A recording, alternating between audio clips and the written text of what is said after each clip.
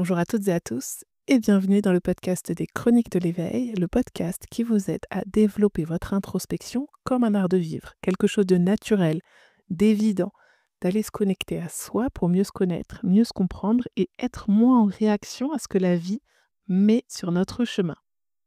Depuis l'épisode 69, j'ai créé cette mini-série que j'ai appelée le chemin de la résilience. Alors, la volonté, c'est pas de vous apprendre des théories de psychologie, des concepts de développement personnel, mais vraiment de vous parler de ce que j'ai compris dans ma relation à ce chemin, de la résilience, aux émotions, la relation aux émotions, à soi, aux autres, au fait d'exprimer ce que l'on ressent, notre vérité. Et je me suis servi aussi de tout ce que j'ai pu observer depuis presque 40 ans. Je suis toujours dans l'observation de justement ce qui se joue dans nos relations, en nous.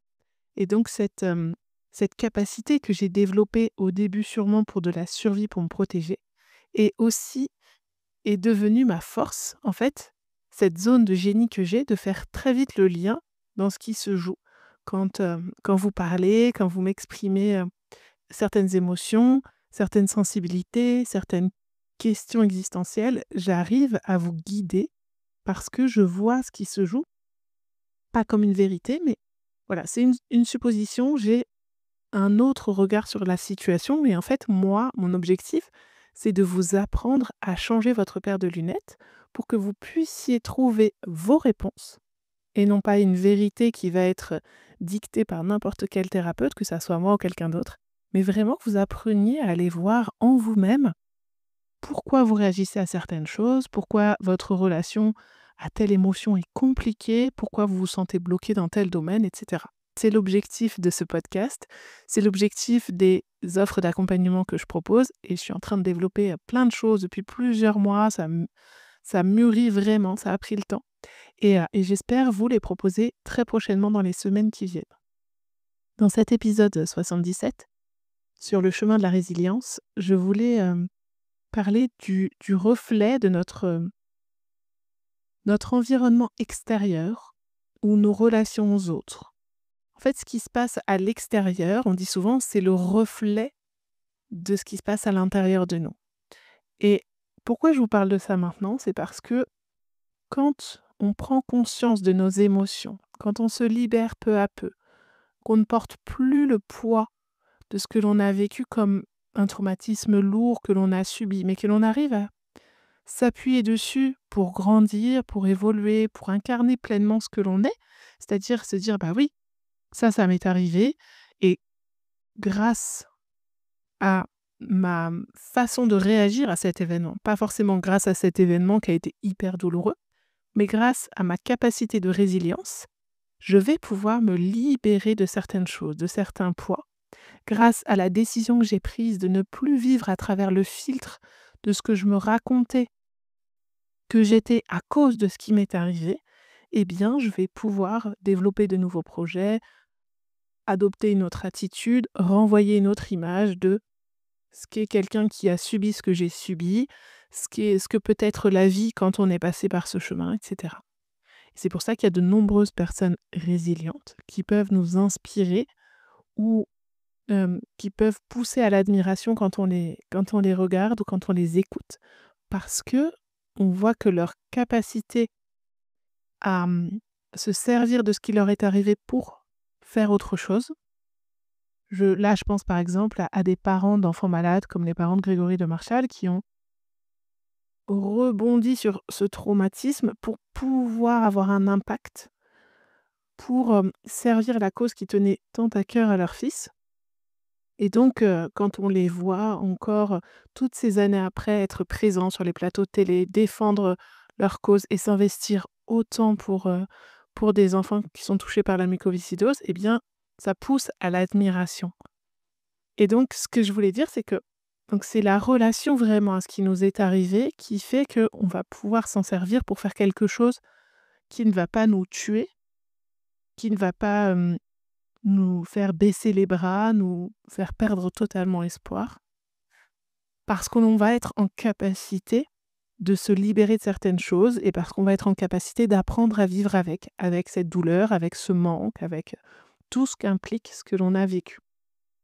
Donc, quand on se libère de ce poids, on a l'impression que c'est comme si les choses se mettaient enfin à leur place, comme si on arrivait à structurer quelque chose, comme si on n'avait plus besoin de subir les injonctions, etc. On arrive à se détacher des injonctions, mais plus dans un esprit de rébellion. Donc c'est un peu comme si on passait de l'enfant à l'adolescent. L'enfant, il subit le trauma. Alors quand je dis l'enfant, c'est la conscience d'enfant, c'est le système nerveux qui réagit comme un enfant. Il va subir le trauma, donc il va agir avec un comportement de survie, c'est-à-dire que soit il va être dans l'opposition, la colère, etc., soit il va vouloir faire plaisir à tout le monde et il va s'effacer, il va s'oublier, soit il va être en état de sidération et puis il va rien faire. Et l'adolescent, il va être un petit peu dans la rébellion. Donc moi, c'est ce que j'ai ressenti ces derniers temps, c'était dans cette idée de rejeter toutes les règles, rejeter toutes les injonctions, pour pouvoir me trouver, pour pouvoir trouver qui je suis, ce que j'ai envie d'être, ce que j'ai envie de ressentir, parce que tant qu'on est à cette position d'enfant, de réagir comme un enfant, on n'arrive pas vraiment à se projeter. Ou alors on va se projeter toujours avec les conditionnements et les croyances de ce qu'on nous a dit que l'on devait être, de ce qu'on devait faire, et on est toujours dans cette idée de to-do list à cocher, de rentrer dans un moule, etc. Donc, quand on apprend à réguler son système nerveux, c'est-à-dire qu'on arrive à changer d'état et à ne pas rester coincé dans un état, on passe de cet état de conscience d'enfant à l'adolescence, enfin à une conscience d'adulte, ce qui nous permet de répondre de façon appropriée à une situation comme un adulte. Ça ne veut pas dire qu'on ne ressent plus d'émotions. Ça ne veut pas dire qu'il n'y a plus de situation qui nous fait réagir. Mais on ne va pas rester coincé dans cette émotion. Comme je vous explique régulièrement, on va être en capacité, à un moment donné, de se laisser traverser par cette émotion, puis de revenir à un état plus serein pour se dire, bon bah, voilà ce qui m'arrive, je n'ai pas le contrôle dessus, mais qu'est-ce que je peux en faire? Et donc quand on arrive à se libérer et à remettre les émotions à leur place, comme je vous expliquais dans les épisodes précédents, à être honnête vis-à-vis de soi, eh bien on va mettre le focus sur ce besoin de paix intérieure. On n'a plus envie d'être envahi ni par les autres, ni par le jugement, ni par notre propre jugement, ni par justement donc ces fameuses injonctions, les il faut, je dois. On va faire du tri dans notre vie, dans notre façon de penser, dans notre façon de vivre nos émotions, dans notre façon d'interagir avec nous-mêmes, avec le monde, avec la vie. Et bien souvent, on va se rendre compte que même dans notre gestion de notre environnement, de nos relations, ça va être beaucoup plus facile. C'est-à-dire qu'avant, on avait l'impression quand on regardait ce qui nous entourait, que c'était vraiment le chaos. Peut-être que ça se traduisait par des conflits dans vos relations, mais peut-être que ça se traduisait aussi par un bazar ambiant partout. Et cette sensation de ne jamais avoir un intérieur, une maison, un foyer rangé. Et c'est pour ça qu'encore plus, quand on devient parent, qu'on est avec de jeunes parents, de jeunes enfants, pardon, où forcément, eux, ils mettent le bazar partout, c'est la vie, ils laissent traîner leurs jouets, vous vous retournez, vous rangez quelque chose, vous retournez, c'est encore pire qu'avant. Et donc, on est déjà dans un mode un peu de survie parce que moins de sommeil, parce qu'on apprend à découvrir chacun la relation à l'autre, le caractère de l'autre, les besoins de l'autre, et on est complètement tourné, moi je trouve, avant 3 ans. Notre vie, elle est essentiellement à vouloir justement nourrir les besoins de notre enfant qui est encore dépendant de notre sécurité. C'est nous qui assurons sa sécurité en grandissant aussi. Mais après, les enfants sont un petit peu plus autonomes et ça nous permet aussi de relativiser, de prendre un petit peu de distance et de hauteur sur ce qui se passe. Mais si notre environnement est totalement désorganisé, qu'on s'en sort pas, qu'on a beaucoup de charge mentale, etc., eh bien souvent, c'est le reflet qu'à l'intérieur, c'est pareil. Et donc du coup, c'est un petit peu un cercle vicieux parce que on va chercher le calme, l'organisation et la structure, mais en même temps, comme on ne veut plus se sentir dominé, on veut plus sentir que les autres aient un impact sur nous, on veut plus être dans le rapport de force, on veut plus correspondre à ce qu'on attend de nous en cochant, ça c'est bien, ça c'est pas bien, et bien du coup, on est perdu. On est perdu à l'intérieur d'un point de vue émotionnel et on est perdu aussi à l'extérieur où on va avoir tendance à commencer quelque chose d'un côté, après on va faire autre chose de l'autre. Vous savez, le fameux truc où on se lève pour aller, chercher quelque chose, je sais pas, on va chercher un verre d'eau dans la cuisine, on se rend compte qu'il y a de la vaisselle qui traîne, donc on va la mettre, dans le lave-vaisselle, on fait tourner le lave-vaisselle, le torchon est trempé, il sent pas très bon, on va le mettre à laver. On se rend compte que, bah, la machine a fini, on va mettre le linge à sécher et ainsi de suite, et en fait, juste l'action d'aller chercher un verre d'eau se termine par 2 heures d'action où à chaque fois on a interrompu, hop, on passe faire autre chose, on passe faire autre chose et parfois on finit même pas ce qu'on a fait avant, et on a l'impression de passer notre temps à ranger, à vouloir améliorer notre maison, notre environnement, et c'est encore plus le chaos, et c'est la même chose pour nos ressentis. Tant qu'on prend pas ce temps d'introspection avec nous-mêmes pour être totalement honnête et se dire: «Mais qu'est-ce que je ressens en ce moment? C'est quoi? Est-ce que cette réaction, cette émotion, elle m'appartient vraiment? Est-ce que ce n'est pas, la colère de mes parents?» Et de la même façon chez nos enfants. Est-ce que cette colère que mon enfant a tout le temps, elle lui appartient ou elle m'appartient à moi quand j'étais enceinte ou au début de sa vie? Est-ce que je lui ai fait porter ma colère par rapport à ce que son père, sa mère m'a fait vivre à l'époque ou quelqu'un d'autre par rapport à ce que je traversais? Donc prendre ce temps d'introspection avec les différents outils dont je parlais, dans l'épisode, heu, 75 je crois. Donc il y a un ou 2 épisodes où je vous expliquais moi ce qui m'a aidé à faire ce «nettoyage» entre guillemets, ce tri, cette exploration, et c'est pour ça que c'est vraiment un chemin. C'est-à-dire qu'en parallèle, ce qui est très curieux, c'est que ces dernières années, j'avais beaucoup déménagé, beaucoup fait de travaux, et donc j'avais l'impression de ne pas réussir à m'ancrer, pas réussir à me sentir pleinement à ma place parce que je bougeais beaucoup et que je ne pouvais pas me projeter dans un projet parce qu'à chaque fois, bah, il y avait des changements de situation qui demandaient, bah, de refaire les cartons, de refaire le ménage, de casser, de reconstruire, de refaire. Jusqu'au moment où j'ai dit: «Stop, là les travaux ont fait une pause».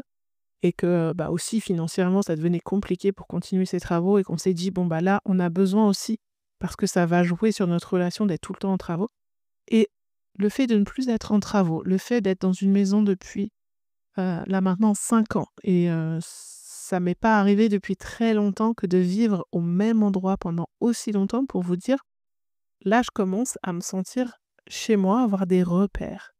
Et ça se fait en parallèle de ces repères intérieurs que j'ai, de cet ancrage que j'ai par rapport à qui je suis, ce qui se joue à l'intérieur de moi, par rapport à mon histoire, et le fait que, bah, j'ai de moins en moins envie de me retourner sur ce qui s'est passé avant.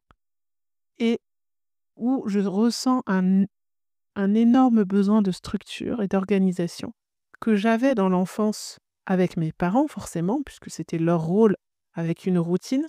Et en fait, entre, je dirais 20, ouais, peut-être 25 ou un peu avant, et 30 ans, bah, j'avais plus de routine. J'avais une vie totalement hors norme, et encore plus entre 27 et 30 ans, c'est un peu parti dans tous les sens. J'avais pas de rythme vraiment. J'avais besoin de cette liberté, plus de réveil, organiser ma vie comme j'en avais envie. Mais en fait, l'année dernière, j'ai vraiment étudié cette, cette notion de performance, de comprendre les habitudes, comment fonctionnait le cerveau, et cetera, et j'ai compris que ce que je prenais pour de la liberté, eh bien, en fait, ça enrichissait le chaos intérieur que j'avais.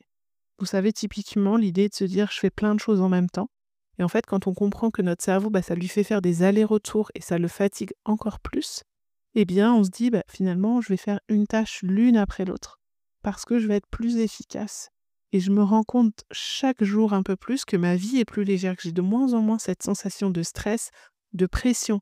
Donc quand je me sens moins oppressée, si quelqu'un m'appelle à l'improviste pour venir chez moi, si j'ai moins l'impression que c'est le chaos chez moi parce que j'arrive mieux à m'organiser dans ma maison, eh bien, je vais être beaucoup plus avenante avec les gens, alors qu'au contraire, avant, j'étais en stress parce que déjà à l'intérieur de moi, c'était tellement, tellement en mouvement, tellement chaotique, et cetera, que je n'avais pas l'espace pour recevoir quelqu'un ou écouter quelqu'un par téléphone, et cetera. Et en fait, quand on fait ce chemin de quelle est ma relation à moi, quelle est ma relation à mes traumas, à mes émotions. Et attention, je redis bien de ne pas tout analyser avec le mental, mais de partir de tiens, qu'est-ce qui me perturbe en ce moment ou depuis trop longtemps, qu'est-ce que j'ai envie de changer et qu'est-ce que ça vient dire de moi, quelle est cette partie en moi blessée qui a besoin de dire des choses, etc. En le faisant d'une façon coupée du mental. Donc ça, c'est ce qu'on fait lors des accompagnements. Je ne peux pas toujours tout vous expliquer.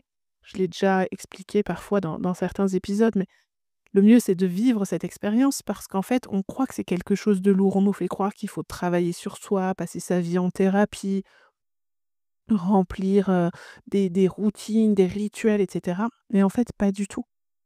La première idée, c'est vraiment de se connecter à soi. Et pour se connecter à soi, eh bien, il faut être en confiance avec soi, il faut se rencontrer. Et c'est ce que je vous apprends dans ce podcast, dans tous les posts que je partage pratiquement, je vous crée une chronique de l'éveil pratiquement tous les jours, ou alors un post dans Explore ton jeu.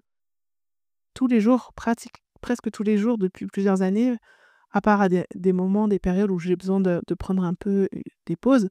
Mais sinon, je vous partage du contenu sur cette relation à soi, à la vie, aux autres. Donc, vous avez vraiment de la matière si vous voulez aller chercher. Mais le mieux, c'est de vivre l'expérience en étant accompagné, c'est certain. Je vous apprends à changer ce chaos intérieur et extérieur pour enfin retrouver la paix. Parce que moi, je sais que c'était vraiment ma priorité à un moment donné quand je me sentais submergée, je me sentais oppressée. C'est que je voulais de la paix intérieure. Je ne voulais plus que ce qui se passe à l'extérieur, que je ne pouvais pas forcément contrôler, etc., ait un impact sur moi. Est-ce que c'est totalement réussi? Non, parce que je reste humaine et qu'il y a toujours des comportements de certaines personnes ou de situations qui viennent me déstabiliser, mais c'est toujours une occasion pour me dire, tiens, là, tu sens que ça vient encore te faire quelque chose. Et peut-être assumer, c'est pas forcément que c'est négatif, et justement, c'est toute la magie de cette exploration, c'est de se dire que oui, il y a des choses qui nous font réagir et on peut adapter nos comportements pour ne plus subir le comportement des autres, ce qu'ils peuvent nous dire, une situation qui est désagréable pour nous, pour être détaché de ça.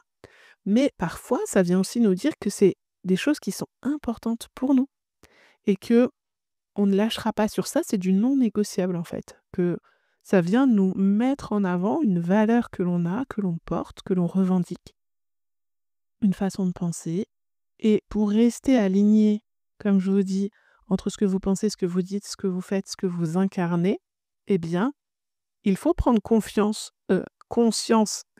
aussi, de ce qui vous tient à cœur et ce qui est non négociable, que vous ne voulez pas tolérer aussi. Et donc, si ça vous déclenche, c'est peut-être parce que il est temps de voir que c'est quelque chose qui est intolérable pour vous. Et donc, ça vous aide à affiner ces règles du jeu que vous voulez, avec lesquelles vous voulez jouer justement le jeu de la vie. Donc, je vous invite à observer votre espace extérieur, votre environnement extérieur, que ça soit votre voiture, votre maison, votre bureau, vos relations. Est-ce que vous avez l'impression que c'est un peu le bazar, que c'est carrément le chaos ou que c'est carrément le désert, il y a rien du tout? Ou au contraire, est-ce que c'est dans l'abondance, c'est dans la joie, c'est paisible, c'est agréable? Comment vous vous sentez? Est-ce que peut-être que chez vous, c'est paisible, agréable, c'est l'abondance? Il y a plein de plantes, de fleurs, ça sent bon, tout est rangé, il y a de la musique. Les gens quand ils rentrent chez vous, ils disent qu'on s'y sent bien, que c'est un vrai cocon, que dès que vous arrivez chez vous, vous sentez bien. Mais peut-être qu'au contraire, dans votre bureau, c'est l'inverse. Dès que vous passez la porte, ça va pas du tout. Ou quand vous devez aller voir vos amis, vous ne vous sentez pas à l'aise. Voilà, observez juste votre relation à votre environnement dans les différents domaines dans lesquels vous interagissez. Et regardez si c'est le reflet de votre état émotionnel intérieur et comment vous pourriez transformer l'un ou l'autre pour alléger l'un et l'autre. C'est-à-dire comment est-ce que peut-être en faisant du tri dans vos relations, eh bien vous allez vous sentir plus en paix dans la relation à l'autre, moins obligé de vous forcer à jouer un rôle. Peut-être que en réaménageant votre bureau, eh bien, vous vous sentirez plus en confiance quand vous allez travailler. Ou peut-être qu'en exprimant vos limites à quelqu'un, eh bien, vous allez vous sentir plus confiant lorsque vous avez des conversations, des échanges, etc. Bref, allez voir ce lien entre chaos intérieur et extérieur. On parle de microcosme dans le macrocosme. Moi, ça me parlait pas trop. Et en fait, c'est quand on se libère. C'est un petit peu comme quand on a mal tout le temps quelque part. On est habitué à vivre avec cette douleur. Et puis, on a une opération, un médicament, un traitement, quelque chose, un massage ou autre, qui fait que la douleur s'en va. Et puis, quelques jours après, quelques semaines après, on se rappelle, tiens, mais c'est vrai, j'avais pas du tout la même vie quand j'avais cette douleur. Je me rappelais plus. Et qu'est-ce que ça fait du bien, qu'est-ce que je me sens léger ou légère sans cette douleur. Et bien là, c'est exactement la même chose. Moi, ce qui fait que je vous ai créé cet épisode, c'est de me dire, mais c'est faux comme c'est beaucoup plus agréable pour moi de structurer les endroits dans ma vie où j'avais l'impression que c'était le chaos, je ne savais plus par quel bout prendre les choses. Eh bien, j'ai l'impression que c'est comme si dans mon cerveau, les choses se remettaient à leur place. Et je suis en demande de cette structure, de cette organisation, de cette routine. Je sens vraiment que ça manque. Je sens vraiment que c'est positif et que c'est agréable. Alors qu'avant, même si on m'en parlait, même si on me disait que c'était bon pour moi, je sentais que mon corps n'en voulait pas, refusait ça. Et du coup, je l'ai accueilli, je l'ai respecté. Et naturellement, en fait, comme je ressentais quand même le besoin, je sentais que ça créait plus de douleur que de confort, que ça soit le chaos, eh bien, j'ai été chercher d'abord des ressources. J'ai accueilli, j'ai respecté. J'ai été chercher des ressources pour mieux comprendre comment mon cerveau fonctionnait, et le vôtre aussi, du coup. Des techniques éventuellement d'organisation. Je vais me faire aider s'il y a besoin pour organiser un petit peu, trouver les moyens d'avoir d'autres cerveaux que le mien pour mettre en forme ce que je veux faire. Et ça me permet de passer à l'action. Et je me sens beaucoup plus légère et je me rends compte que mon environnement extérieur me paraît aussi mieux rangé, ou je vais avoir envie de le rendre encore plus beau, plus rangé, plus propre, plus apaisé. Donc, l'invitation du jour, c'est j'observe quel est mon environnement relationnel, physique, et quel est mon environnement intérieur. Est-ce qu'il y a un lien? Est-ce que l'un est le reflet de l'autre? Je vous invite à aller voir tous les liens que je vous propose dans la légende de cet épisode. Je vais vous préparer aussi un guide sur cette relation au chemin de la résilience. Et j'espère pouvoir vous le proposer très bientôt. Donc, si vous voulez me faire un retour sur cet épisode, vous pouvez venir le commenter sur les réseaux sociaux, Chronique de l'éveil, explore ton jeu, ou nous rejoindre dans le cocon. Chaque jour est identifié, chaque jour de la semaine, à une certaine énergie. Et il y a justement une énergie qui consiste à partager la façon dont on prend soin de soi, de son intérieur, nos astuces, des prises de conscience qu'on peut avoir. Donc, on pourrait partager, je crois que c'est samedi, justement, comment on, on vit avec ce chaos intérieur et extérieur et comment on peut faire pour le façonner, l'améliorer, l'organiser pour une vie plus douce et plus apaisée. Je vous dis à très vite pour un nouvel épisode sur ce chemin de la résilience.